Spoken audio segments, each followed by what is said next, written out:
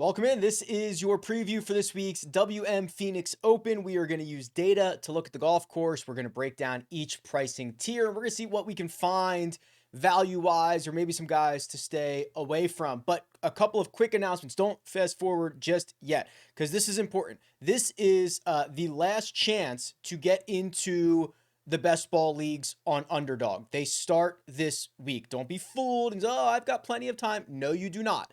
Go and draft your teams right now. All you do is draft. There's no waivers. There's no lineup decisions to be made. There's no trades, nothing. You just advance through, and Underdog picks your highest scoring players for you each and every week. It is a very good format and a format that we should be supporting. There is a link in the description to get a deposit bonus and go support this, which I think you should do.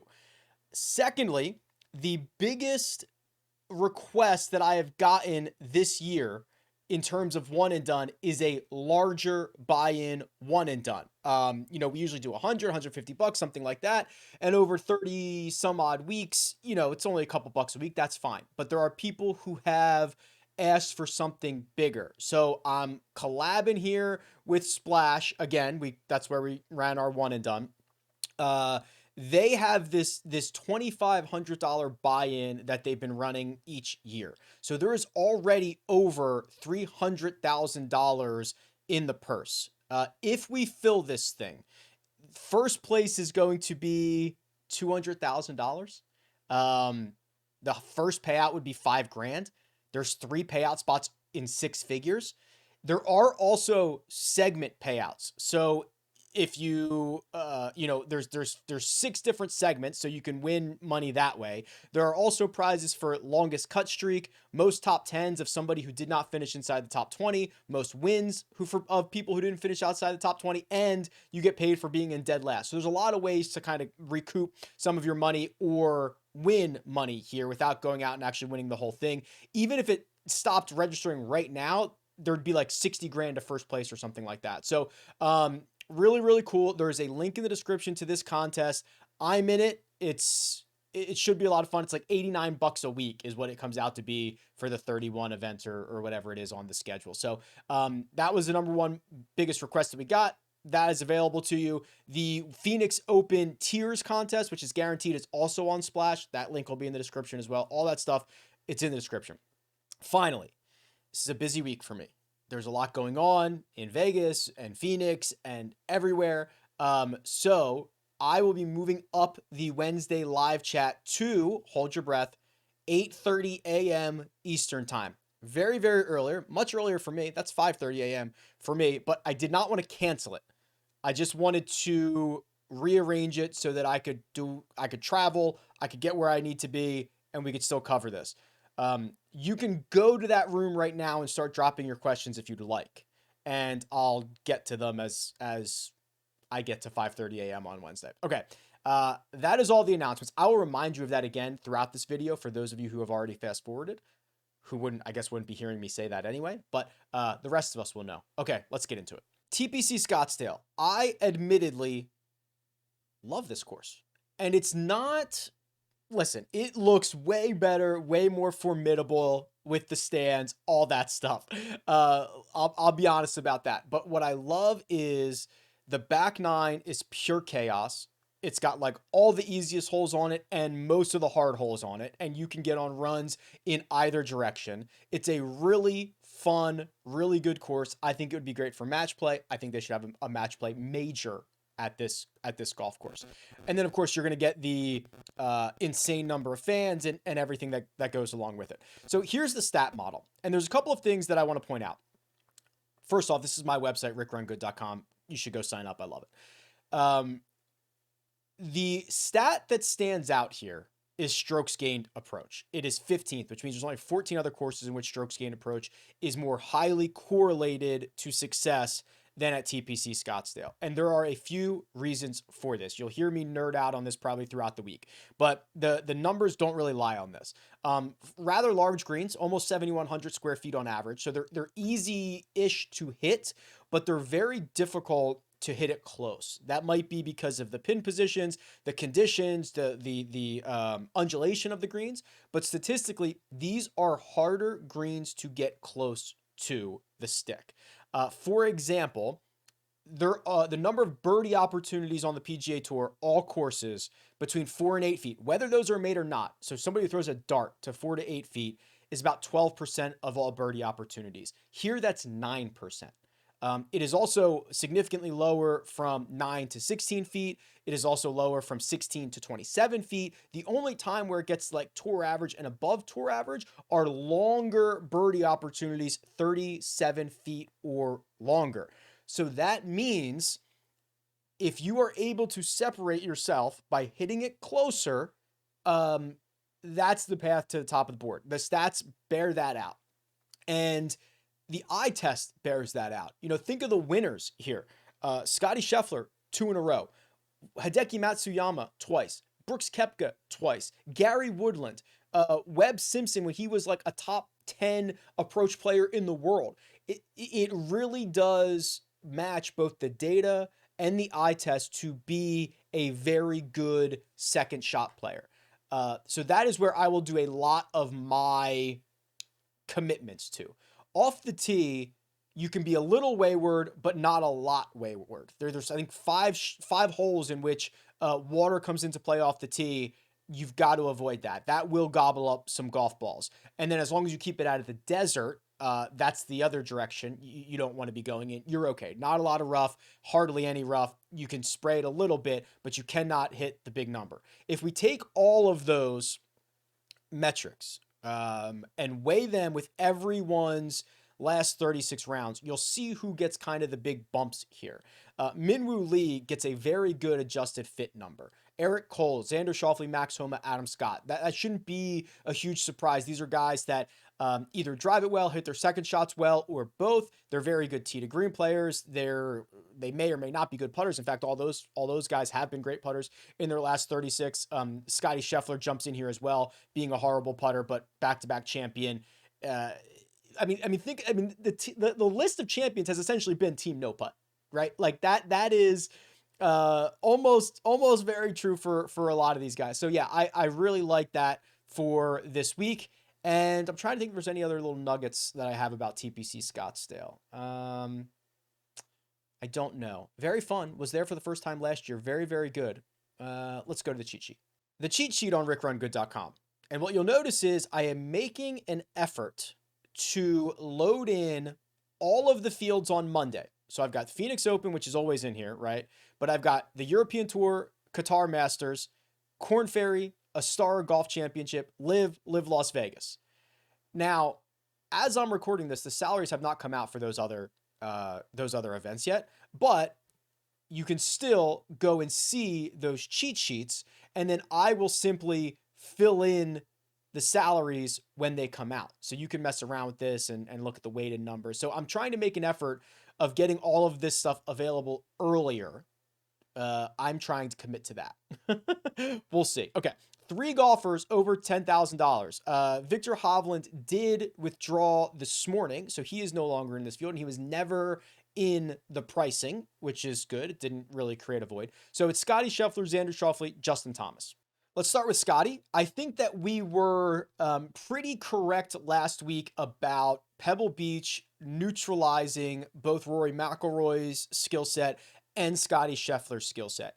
The scary part for everyone is that Scotty still finished T6, right? Just lunacy for him to go to a golf course that's not really a good fit, to continue to putt pretty poorly, although he did putt well in round 2. Round 3, lost 1.7. He gained 2.6 in round 2, and still finished T6 in a signature event. There is a really good chance that he three-peats. This is such a better golf course for him. That's obviously clear. I'll pull up his history around here and remove the year filter. Win T7 in his last 3 trips. He missed the cut in 2020. I think we can forgive him for that one. But this is a much better golf course. I was able to kind of avoid Scotty and Rory last week in a lot of fantasy lineups. This week will not be doing so. Oh, this is the nugget that I forgot about TPC Scottsdale. Very sticky course history. Very, very sticky, meaning that year over year, guys that struggle or guys that have success usually do that again. It does not rise to the level of Augusta National, which is the That's the gold standard of sticky course history, but it's in the realm of Bay Hill, TPC Scottsdale, right? That's like second tier of sticky course history, and you'll see it. All three of these guys in the 10K range have been phenomenal. Xander Schauffele has been a top 10 machine here. Justin Thomas, a top 10 machine here. How worried are we about Xander? He was very popular last week. While I was able to avoid Rory McIlroy, while I was able to avoid Scotty Scheffler, I was not able to avoid the disaster that was Xander Schauffele, who, if we remove his filters here, his course filters, and just look at what he did last week. So he loses 2 strokes to the field in round 1, 2.1 off the tee, and another 2 with the putter. Luckily, he was pretty good on the second shot. And then we don't have the breakdown for the round that he played at Spyglass, but he lost a stroke or a little over it there. Played much better in round 3. Cautiously optimistic here, right? That is one really bad round, a pretty bad round, and then a return to form in round 3, which is good to see. I think what most people will do is opt for Justin Thomas here. I've spent enough oxygen on Justin Thomas in the last couple of months, and I continue to think it's back in a big way, right? I mean, T12, 5th, 4th, 3rd, T3, T6. That's just since the Wyndham Championship, and I did not skip an event. The approach play, some of the best in the world. The putter, still a problem, but we know this is kind of team no putt situation this week. So I am, and then you look at his course history, and it's actually, I want to look at what he has done putting here. I think that would be interesting. Are we going to find that he's putted well on these greens? Yeah, I guess we kind of are. So he was a 0 last year, which is perfect, and finished 4th. 2 years ago, he lost 3 strokes to the field and finished T8. Then he went +4, +4, +2.6, +3. So he has found a way to putt here. I'm telling you, this is a really good place for team no putt. I don't know why, but statistically, I believe that bears itself out. So JT is going to capture a lot of ownership this week. It is very well warranted.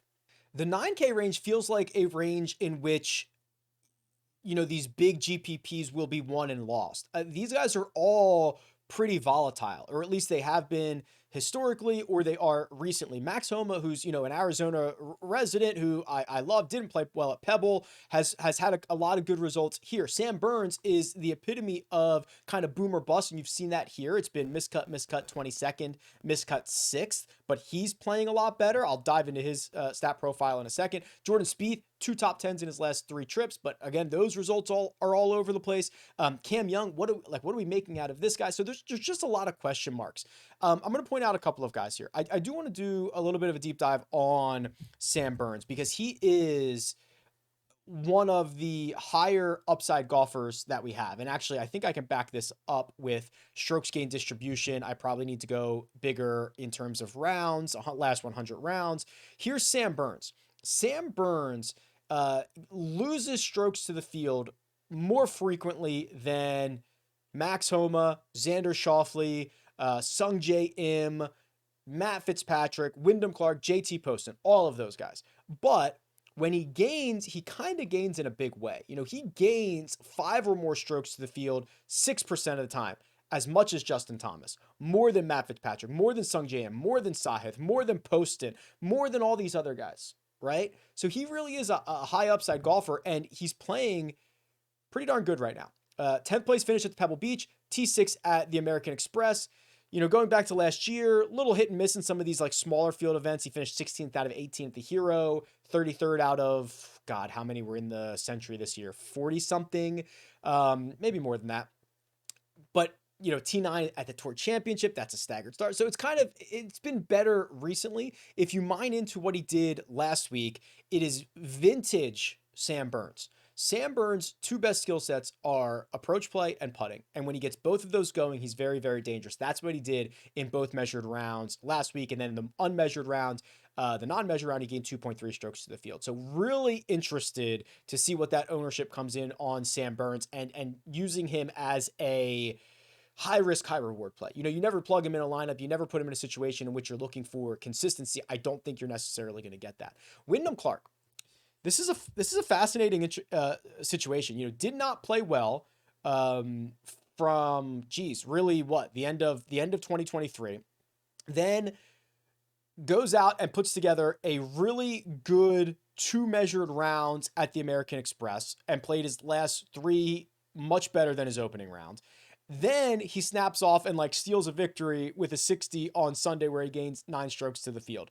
I floated this idea, I think on the live chat last week, of and I usually don't step out of the data stuff, but if you believe the reports that Wyndham Clark was kind of discussing everything with Liv and maybe in negotiations, and then after Liv announced the final teams, that would kind of align with the results that Wyndham Clark was putting up, right? You could easily say, okay, while he was in these negotiations, maybe there was a lot of high stress. There was a lot of, hey, what I'm going to do. His play suffered. And then basically as soon as Liv kind of announced we're set and maybe those negotiations ended, he looked like 2023 Wyndham Clark again. It's very, very narrative based, throwing it out there, floating the concept.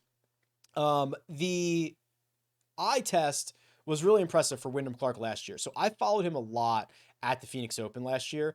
He played with, I think he played a lot with Scotty Scheffler. I think he played a lot with John Rahm. So I ended up just following him a lot. And this was basically completing a stretch of when he turned into that elite approach player, which then sparks him to, the Wells Fargo win, the US Open win, all that stuff that we were following him with all year. So I think, it's weird because he didn't have to play on Sunday. He was kind of handed a championship on, after 3 rounds. He didn't have the stress. He didn't have to, it's just, what are people going to do? People don't really like to play the guy that won last week. And in the weird way that he won, I wonder if he will be kind of penalized for that. So I would be thrilled to go back to Wyndham Clark, and we'll kind of let the ownership dictate where that ends up going. I really, really want to be in on Sungjae, but it is getting a little difficult. You look at his history here, no worse than 34th, 3 top 17s, 2 top 7s in only 4 trips, green across the board. He basically gains in every single category every single year. It's really good, but that is pretty far off from what he's doing right now. This is not a well-rounded game from Sungjae, who has lost strokes on approach in 3 straight starts, which is scary. He has been okay with the putter, but nothing spectacular.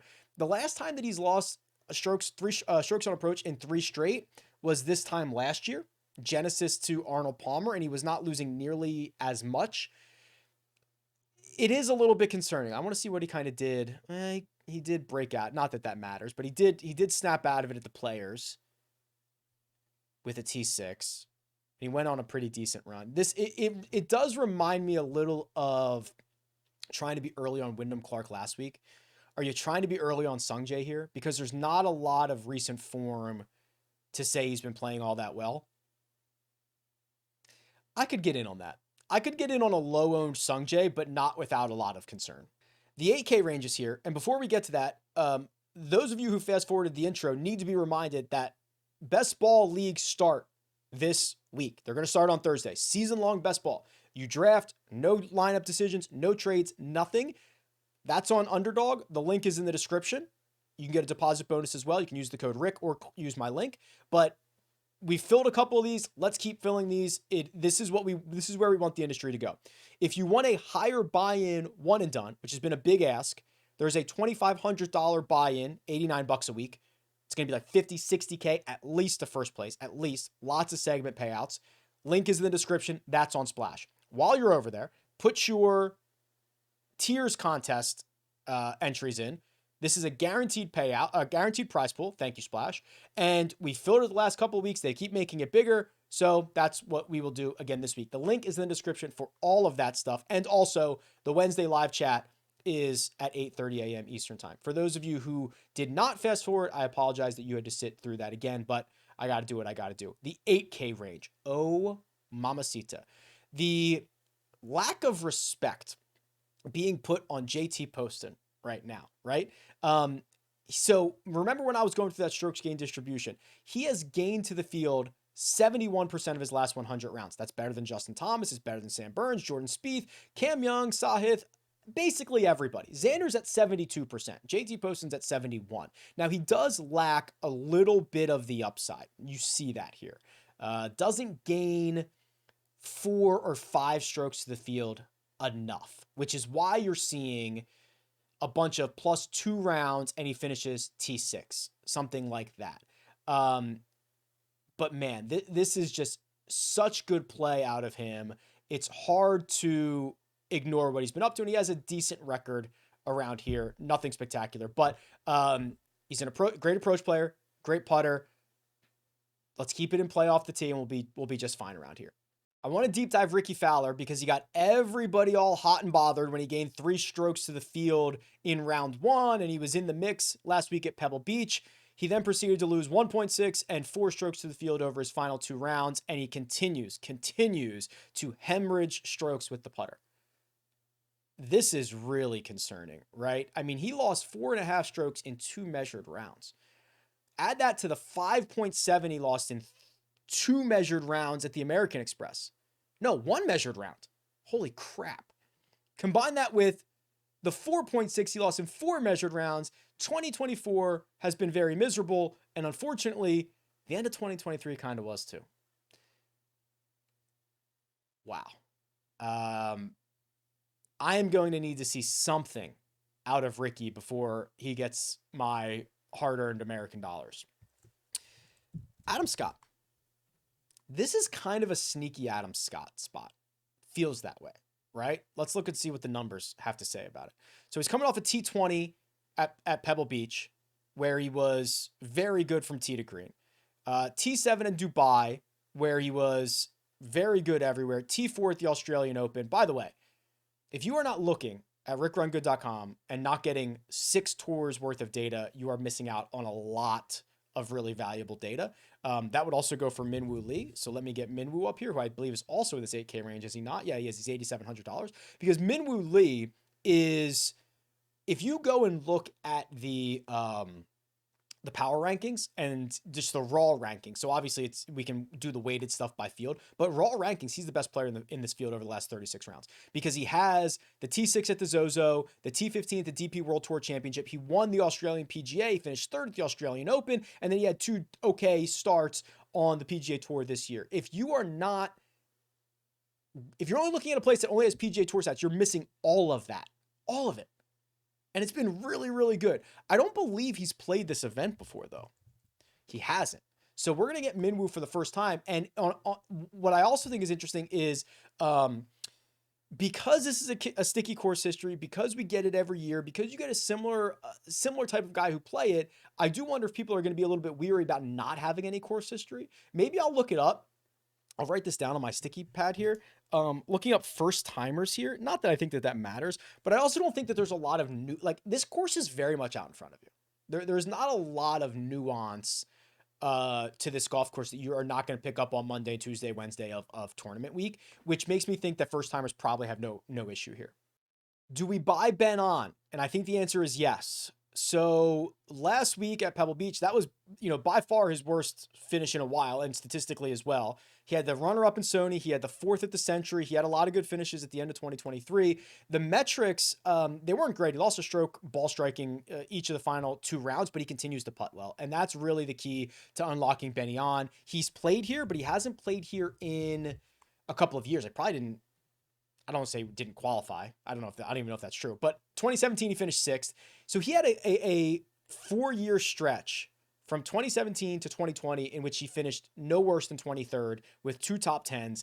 And then in 2021, he made the cut, T53, and he hasn't played here since. So he didn't play here in the last 2 years. This is a buy spot on Ben on. And I think it's a really good one, especially because you're going to get the JT Poston love. You're going to get the Benny on love.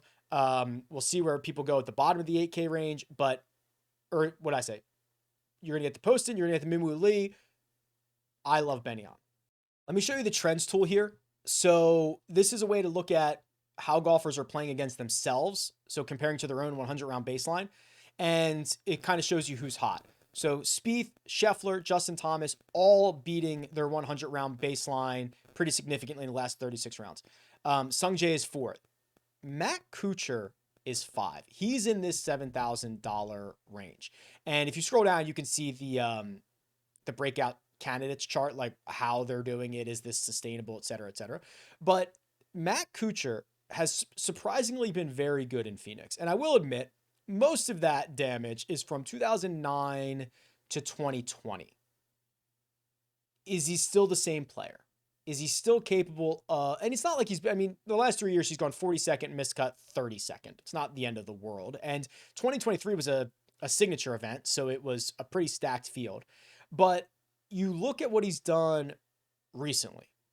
39th last week, struggled with miscuts at Sony and the American Express, but played well before that, played well at Mayakoba, played well at the Andalusia Masters. That was in Europe in October, played well at the Fortinet earlier this year. I think there's enough last 50 round, or not even, last 36 round and course history to go after a probably very low owned Matt Kuchar. We'll see. Daniel Berger's here. Let's dive Berger, because Berger also, I'm pretty sure, has a great record around Phoenix, and I will confirm that for you guys here in just a second. We'll look at what he's done since this return. I think he's only played twice. Yes, he's only played twice. He finished 39th and he missed the cut, but we'll dive into those rounds in a second here. So Phoenix Open, not as good as I thought. So missed the cut in 2022, didn't play it last year. Missed the cut in 2021. He does have he has 4 top 11s in his history.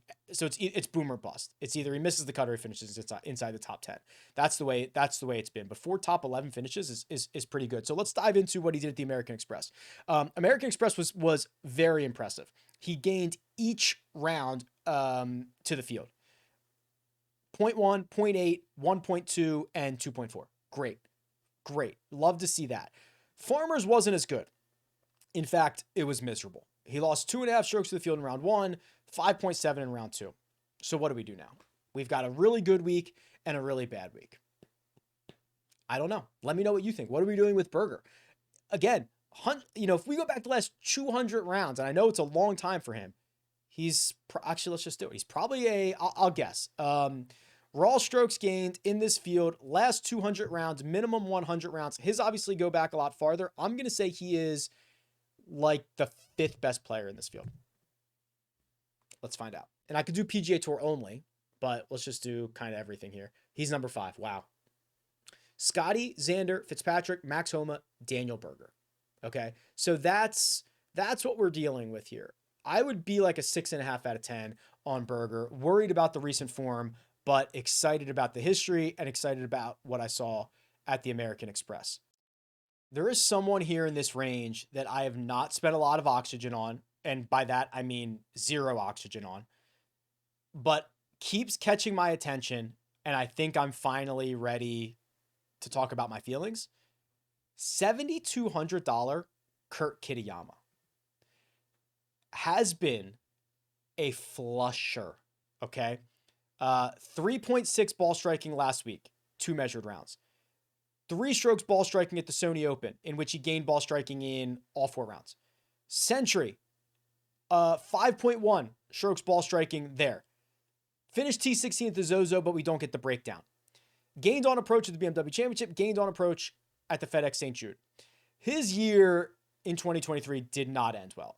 After the API where he won, after the match play where he made a deep run, he didn't have a lot of great success. He did finish T4 at the PGA Championship. That's worth something. But he's playing a lot better. So 29th, 24th, 39th this year, 16th I mentioned at the Zozo. And give me 2 things. The flushability, right?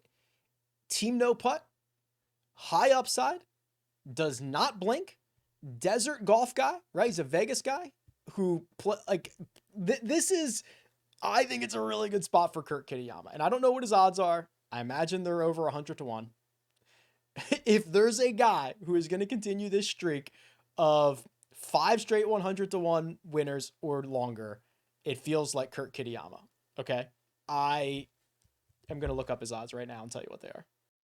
I see him at 90. So first I will bet that, obviously, but maybe somewhere I can find 100 and so that we can keep this long shot thing going. But he does feel like there's a lot of momentum pulling in his direction. And every time because I do the round by round stuff, and I'm like always looking at, okay, strokes gained approach, and it's just like Kitayama, Kitayama, Kitayama. He's just constantly popping into my brain.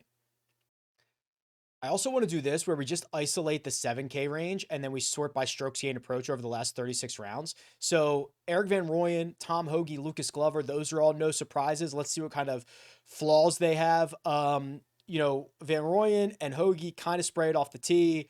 Glover cannot putt. Hadley kind of sprays it off the tee, and he's not very long. Hubbard's been really good. 20th and 4th in his last 2 starts. He's played well enough here. Just kind of seeing Svensson's here. No surprise. Just trying to see if anything pops up. We did not get the Kevin Yu 3-peat. 3rd, 6th, then he finished 58th last week. I want to see if Kevin Yu, what do you do with the putter? And you can decide, like, if you think that last week was a wash in really hard conditions and you want to throw it out, that's fine. Yeah, that kind of looked like Kevin Yu, right? 2 strokes to the negative in round 2, 4.2. He lost putting in round 3 alone.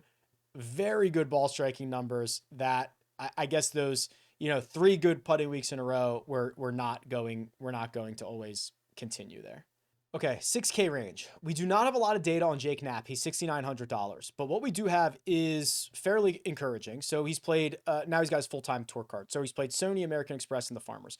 He's gained off the tee in each one of those events. At the Farmers, he gained 3.7 strokes on approach. That's 3 measured rounds. His stat profile from the Farmers is unbelievable. He gained a half a stroke to the field on the North Course in round 1. Then he gained 3.2, 3.5, 2.8, and he gained in every single category each of the last 3 rounds. I'm not kidding. So he gained off the tee approach, around the green, and putting in each round 2, round 3, and round 4. That's very hard to do, and it's really impressive. He missed the cut at the American Express. He finished T70 at the Sony. You look at his Korn Ferry stuff, and he's a big gainer. 7, 8, 9, 10 strokes to the field. A lot of top 10 finishes. This is how he got his tour card, right? So, wow, that would be. I'd be really impressed if he did anything like that again, and I think it's worth buying in on because that is a very difficult thing to do, and I know that he's a very talented golfer. Sam Ryder's here. Sam Ryder, another boomer bust. Sam Ryder is basically poor man's Sam Burns, right? The approach, putting, get hot, and play well, finish inside the top 10. If you're not going to play well, you're probably going to miss the cut. Similar thing from Sam Ryder there. He is $6,900. I think that Dylan Wu would be interesting. I think that Scott Stallings has been playing a lot better, and he's got 2 back-to-back top 25 finishes here. I hope that Joel Damon uses this as a chance to get right, but it's going to be probably pretty tough to invest in him this week. And Bud Cauley's back, right? So I don't know if I'll have any exposure to Bud Cauley, but he is a flat $6,000. He missed years with a injury. I cannot remember exactly back, I believe. And literally, look at his stat profile. It goes from September 2020, the Fortinet, to a Korn Ferry event in January of this year. So basically, 3+ years in between starts there. This year, he finished T21 at the Bahamas in the first Korn Ferry Tour event, and he finished T35 in the second. I mostly have no opinion on Bud, but he's played well this year, and it's good to see him back. And I hope he plays well. Probably won't be getting involved, but wanted to point out that Bud Cauley is back this week. Let's run a model. Custom model, RickRunGood.com. Okay. Well, let's start with this. Let's start with strokes gained approach. Okay. I know I want a lot on strokes gained approach. Do we want short-term or long-term? I probably want last 24. Pretty short-term. 30. Let's get a little wild. Also, somebody said to me, Rick, I think you put too many weights and variables in. Yeah, maybe. I just love it, right? Like, I just love messing around. So maybe. So let's do it his way. He said do 40, 30, 20, 10 on 4 different things. Okay, so let's do that. So 40 on strokes gained last 24. 30, so I want to do course history, I want to do upside, and I want to do I don't know, something else. But let's do that. Let's do history for 30. Very, very sticky. If we're ever going to do it, we might as well do it now. 30. We're going to do 20 on upside. Now, I'm going to do that via strokes gained 4+ and strokes gained 5+. I hope this guy forgives me. Instead of 20, I'm going to do 10 and 10. That equals 20. Okay, so that's still only one. Okay, I'm cheating a little bit, and then I'm going to use my last 10 on probably. I could do implied win. That would just give me the odds, birdie or better gained. Oh, you know what I could do? I did also do approach, but I could do this. Let's just do it again. I don't care. It's my model. Opportunities plus gained. This is shots inside birdie opportunities 10 feet and closer, gained to the field, which we know is hard to do this week. So maybe we should do that. All right, here we go. Number 1 golfer, Scotty Scheffler. Yeah, shock. Justin Thomas, 2. Hideki sneaks to 3. There's no putting in this one. Good course history. Xander 4, Spieth 5, Benjamin on. It's not his name. $8,800 is 6th. Adam Scott 7. Okay, so there's Daniel Berger at 8, right? So Berger, obviously, recent form or whatever. But Gary Woodland 9, Sung J M at 10. Incredible. Ricky Fowler's 11th. That's very generous. Obviously, he doesn't get knocked. There's no putting in this one, right? So that's pretty cool. Wow. Matt Kuchar and Zach Johnson are 13 and 14. All right. I mean, using only a couple of variables it is going to make your results more extreme, but I don't mind that. I'll save this. I forgot to save it last week and I had to go back and replicate it. So 2024 WM Phoenix. I'm going to call this 40, 30, 20, 10. Thank you to, I apologize. I do not remember who suggested that. Thank you. I appreciate it. Okay. That's it. Live chat is early this week. Underdog. This is the deadline. If you want in the big one and done, all of that is in the description. It's the last crack, right? All right. Best of luck. See you guys.